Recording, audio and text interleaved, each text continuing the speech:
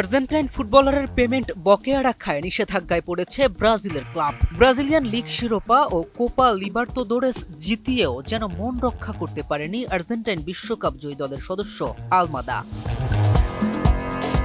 তারকা ফুটবলার আলমাদাকে দলে নিলেও নতুন চুক্তি অনুযায়ী পরিপূর্ণ ট্রান্সফার ফি এর অর্থ পরিশোধ করতে পারেনি নিষেধাজ্ঞায় পড়া ওই ক্লাবটি। এদিকে পেমেন্ট ইস্যুতে এক বিন্দুও ছাড় নয় ফিফার। তাই তো ক্লাবটির ওপরে ৩টি দল বদলের মৌসুমে খেলোয়াড় নিবন্ধনে জুড়ে দিয়েছে নিষেধাজ্ঞা।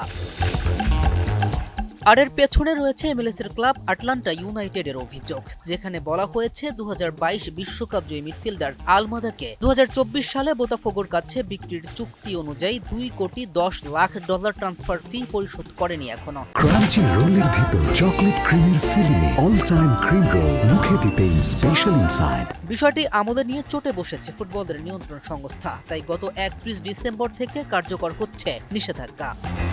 কেম রাফিন, নিউজ 24।